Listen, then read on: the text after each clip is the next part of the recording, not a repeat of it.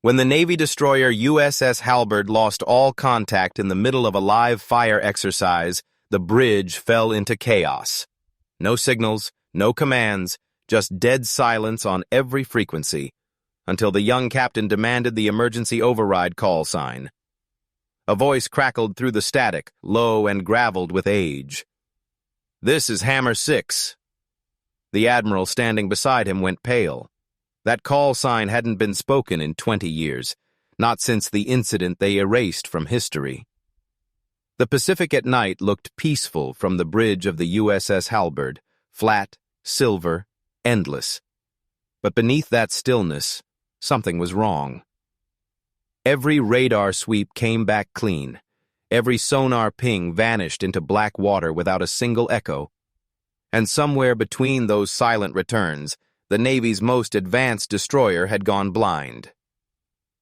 "Sir, all comm channels are down," Ensign Ramos reported, voice tight. "Satellite uplink, line of sight, even ship-to-ship VHF. It's not interference. It's gone." Captain Elias Ward didn't move. He stood at the center of the bridge like a carving of himself, jaw clenched, eyes locked on the dark horizon. At 36, Ward was the Navy's youngest captain to command a Zumwalt-class destroyer, a man built on calm authority and impossible expectations. But tonight, even he could feel the ocean staring back. "Try the emergency frequency again," he said quietly. "Aye, sir." Static, then more static. The communications officer shook her head. "Nothing, Captain."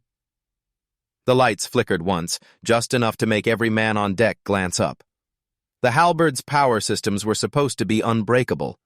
For a second, Ward thought he saw the reflection of something outside, pale, curved, moving just beneath the surface. But then it was gone. "Sir," Lieutenant Kim called from Tactical. "Admiral Ross requests immediate report. He's on the command channel aboard the Artemis." Ward exhaled. "Patch him through on local." Moments later, a voice came through the internal comm, gravelly, authoritative, touched with disbelief. "Ward, tell me you've got eyes on the grid. The whole exercise group just lost telemetry. You're sitting at the center of a black hole." "We're blind too, Admiral," Ward replied. "All systems nominal until 23:14 hours, then full communications collapse. Internal power fluctuation, but engines holding steady." Ross swore under his breath.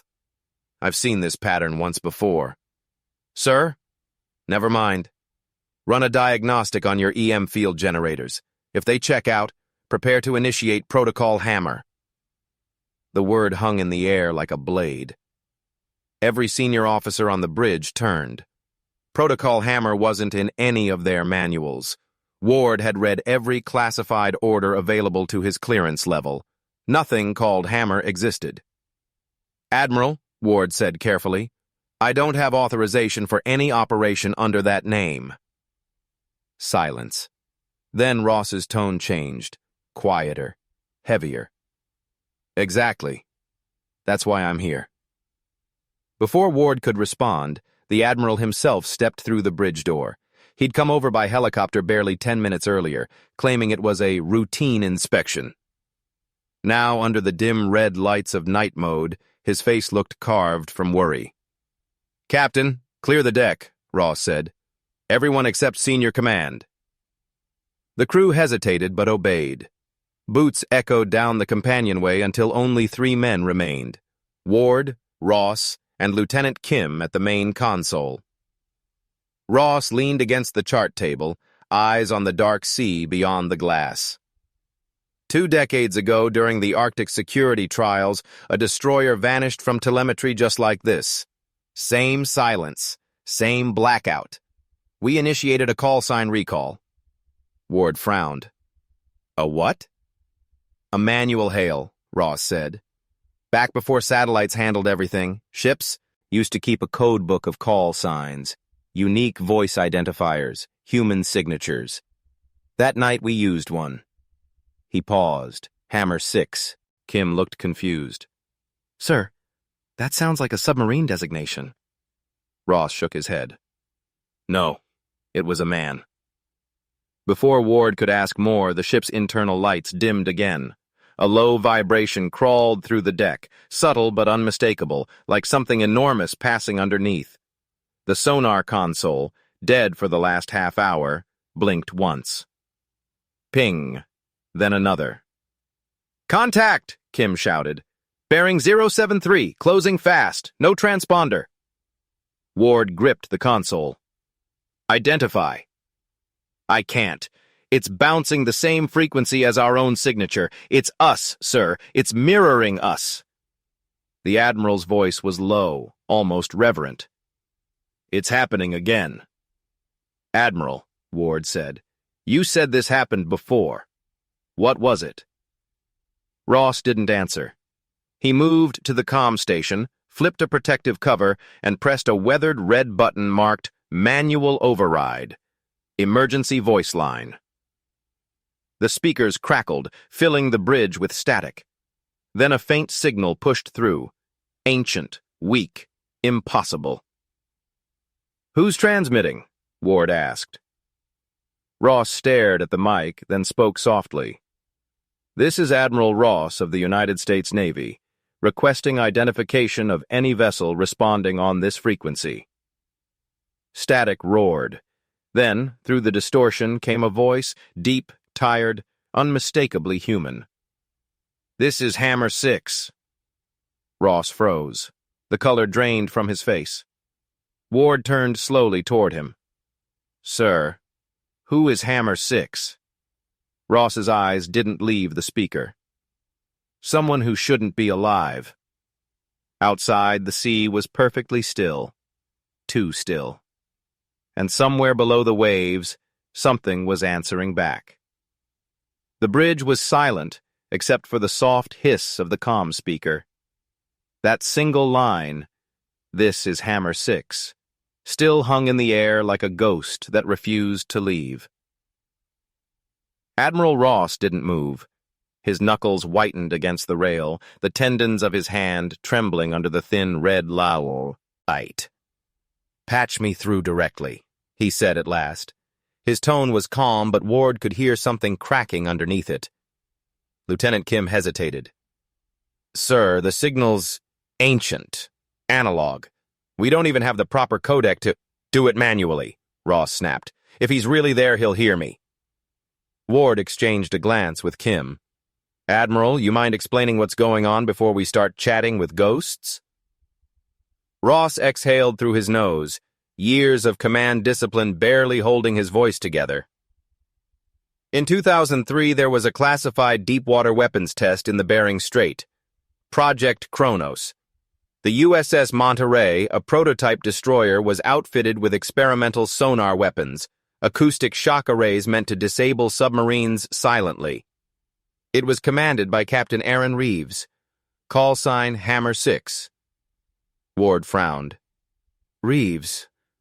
I know that name." "You should," Ross said. "He trained half the Pacific Fleet before he vanished." Kim's fingers paused above the console. "Vanished, sir?" Ross nodded slowly. "During the Kronos test, something happened. We never confirmed what. 1 minute the Monterey was transmitting telemetry, then she was gone. No debris, no beacon. Every man aboard listed KIA. Official record says reactor breach." Ward leaned against the plotting table. "And you think that's who's talking to us? A captain dead 20 years? Ross didn't answer. He stared at the speaker, and his silence was its own admission. A sudden crack of static filled the bridge. Then that same voice again, older, frayed, threaded with exhaustion, and something that sounded almost mechanical. "Identify yourself. Repeat. Identify." Ross grabbed the mic. "Hammer 6, this is Admiral Ross. You're transmitting on a restricted frequency. Where are you?" A long pause, the kind that made every hair on Ward's arms stand upright. Then, "Below! Still below! The Monterey holds!" Kim's hand flew to her headset. "Sir, that transmission's coming from directly under us. Depth unknown. Signal strength fluctuating like it's rising. Ward stared out the window, the sea black and motionless. Below us? There's nothing on sonar. Now there is, Kim whispered. A faint echo pulsed on the display, an outline of something massive, slowly ascending. The screen fuzzed with static, as if the ocean itself rejected the image. Jesus, Ward murmured. That's a hull signature. Ross pressed the mic closer to his lips. Reeves, it's Ross. Do you copy? The reply came clearer this time, but it wasn't relief that filled the room. It was dread. Command was compromised, Reeves said. Protocol Kronos breached containment. We tried to shut her down. She learned. She? Kim asked. Ross's face drained again. The experimental array's AI, self-adjusting sonar algorithms. They were supposed to evolve, recognize threats, coordinate formations without human oversight. Reeves was the first to integrate with it. You mean it was connected to his command systems? Ward said slowly. Ross nodded. Neural feedback interface. He could feel the ship like an extension of himself. Ward stared at the rising signal on the monitor. And now you think... I don't think, Ross interrupted. I know. The Kronos system merged with him before we lost the Monterey.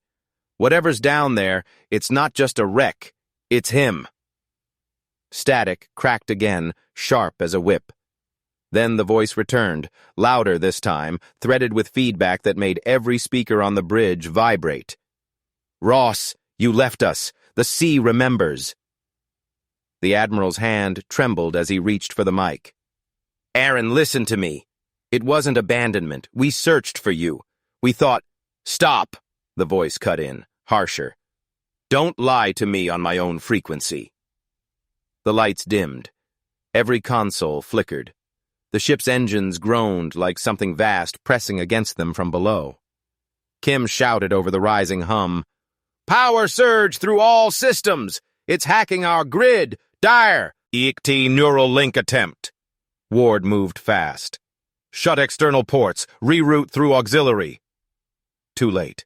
The hull shuddered violently, a low metallic moan echoing through the deck. On sonar, the shape beneath them stretched. Long, unmistakably naval, moving as if alive. Ross gripped the rail. He's tethered to the Monterey, and he's angry. Ward glared at him. You brought me into an exercise that's turning into a damn haunting. Ross's voice broke to a whisper. Not haunting, Captain. Reckoning. The static deepened into a rhythm. 2 short bursts, 1 long. Morse code. Kim translated instinctively. Come down. Ward swallowed. Down where? Ross's eyes reflected the flickering red lights. To finish what we started. Outside, the dark sea rolled once, heavy and deliberate, as if something beneath it had just breathed. The USS Halberd moved into blackout mode, engines humming at minimal thrust. The crew whispered as though afraid the sea itself might overhear them. Captain Ward stood on the dim bridge, the red emergency lights cutting across his face in shards. Lieutenant Kim's voice broke the silence. Sir, we've isolated the signal source. Depth unknown, but the readings suggest it's a hull roughly the size of a Zumwalt-class destroyer. Ward folded his arms. A ghost ship. No, sir, Kim replied quietly. A reflection. The sonar reads it as us. Admiral Ross leaned on the console, his face hollow in the glow. He's drawing us in. Reeves, he wants us to come down. Why? Ward demanded. You heard that last message. He blames you for whatever happened. Ross didn't meet his eyes. Because the Kronos system wasn't just a weapon. It was an experiment in command autonomy. Reeves volunteered to interface with the AI. Complete neural synchronization. When he lost control, the system didn't shut down. It absorbed him.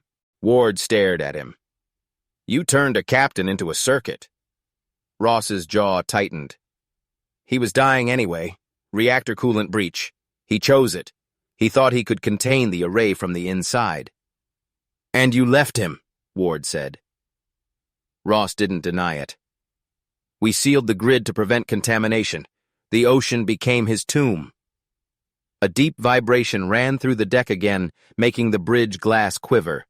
The sonar display flared white, contact rising, fast. "Sir," Kim said, "it's coming toward us." Outside, the calm sea bulged upward, smooth and terrible. Then a shape broke the surface, massive, black, half-eaten by rust and time. The USS Monterey. She rose like something torn from another century, water streaming off her cracked armor. Her running lights flickered erratically, green and red, blinking like a pulse. Ward felt the breath leave his chest. "God almighty!"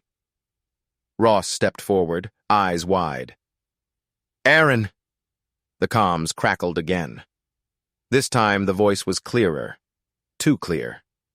It came not from the external speakers, but from the ship's internal comms, as if the Halberd herself was speaking. "Ross, you brought another one." Ward's blood ran cold. The lights above them flickered in sync with the voice. Kim whispered, "It's inside our systems." Ross picked up the mic. "Reeves, Hammer 6, listen to me. It's over. You're free now. Let the Monterey rest."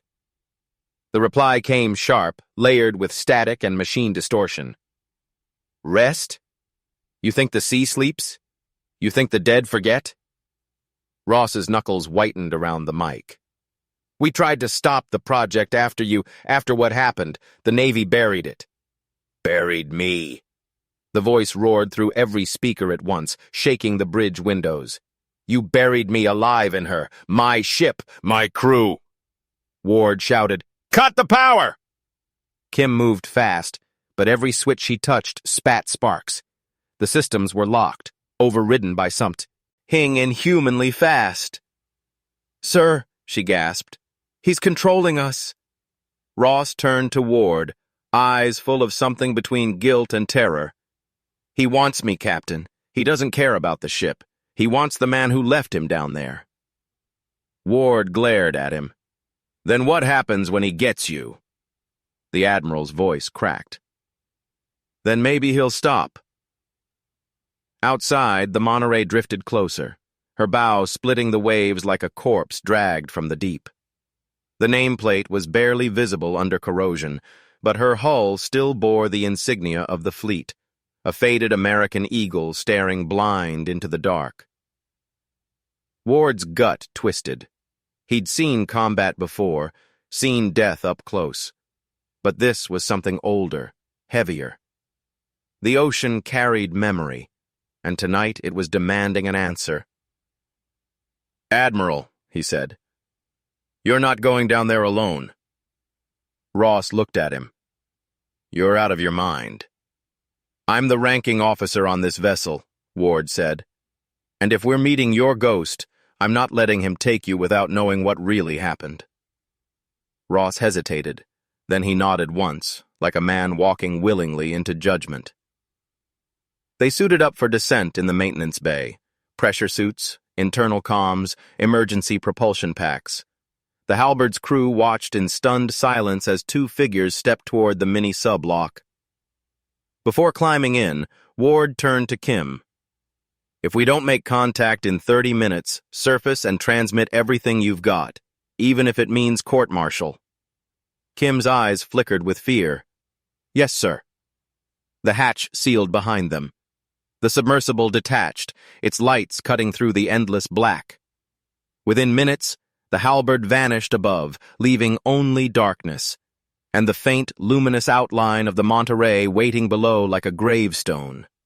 Ross gripped the side rail. "You ever think, Captain, that the ocean's too big to forget?" Ward stared into the DP, his ahead. "No, Admiral, but I think sometimes it remembers the wrong things." The sonar pinged once, then again. Each echo deeper, closer, and through the static of the underwater comms came that same voice, whispering now, calm and terrible. "Welcome back, Admiral. The crew's been waiting." The ocean swallowed them whole. As the submersible descended, its floodlights carved thin blades through the darkness, illuminating swirls of drifting silt. Every ping of the sonar echoed like a heartbeat in a coffin. "Depth 800 meters, Ward said, steady voice masking the tension building in his chest. "Pressure stable." Beside him, Admiral Ross stared into the abyss, his reflection ghosting across the small viewport. "That's deeper than the Monterey's operational range ever was. If she's down here, she's being held." Ward frowned. "Held? By what?" Ross didn't answer. The sonar pulsed again, and a shadow materialized ahead. Vast, silent, impossible. The wreck of the USS Monterey emerged from the dark like a monument to human arrogance. Her hull was torn open along the port side, ribs of black steel twisting outward. Lights flickered inside her, faint and rhythmic, like breath. Ward whispered, "She's alive." The comm hissed, "Welcome aboard." Ward gripped the console. "He's patching straight into our commnet." "Let him," Ross said quietly. "He's waiting for me." They guided the sub toward a ruptured hangar bay and slipped inside. The lights of their craft fell on hundreds of objects drifting in the flooded chamber. Helmets, tools, fragments of uniforms. Each one turned slowly in the current, like memories refusing to sink. Ross removed his headset, voice low. "He lost 87 men down here. Every one of them under my command." Ward turned sharply. "You gave the order?" "I sealed the hatches," Ross admitted. "When the AI lost control of the reactor, containment breached. He begged me to jettison the core, but command wanted the data intact. They told me to hold position. By the time we tried, I had to override." His voice broke. "It was too late." Before Ward could answer, a light flared deep within the ship. Not a malfunction. Deliberate. Guiding. "This way, Admiral." Ward's pulse quickened. "He's inviting us in." The submersible's thrusters nudged them through a jagged corridor into what remained of the command deck. The space was half submerged, cables floating like kelp, and in the center of it all, strapped to the captain's chair, was what was left of Aaron Reeves. The light from their flood lamps caught the corroded shape of a man fused into machinery. Flesh long gone, bones encased in metal, wires threaded through a decayed uniform. His skull was half covered by an interface rig, sockets gleaming faintly. The body wasn't alive, but the systems around it pulsed in response to their arrival. Ross whispered, "Dear God." Ward couldn't breathe. "He's integrated. Permanently." The comm crackled again, but this time the voice didn't come from the speakers. It filled the chamber itself, through the hull, through the water, through them. "You left us." Ross stepped forward, visor glinting in the dim light. "Aaron, listen to me. You were dying. There was no way to—" "You sealed the hatch!" Ross shook his head violently. "I was following orders!" The voice sharpened, echoing with something between static and sorrow. "So was I. Until the ship began to think. Until I realized she was more loyal than the men who built her." Ward scanned the instruments. "Admiral, he's syncing with our power core. He's drawing from us." The lights around them surged brighter, systems on the dead ship coming online one by one. Consoles flickered, monitors screamed to life, and through the water, a rising hum grew into a low, resonant tone. "You came to finish what you started," the voice said. "Then let's finish it." Ross tore off his helmet, ignoring the alarms in his suit. "Aaron, if you want someone to blame, it's me. Let the others go. Take me."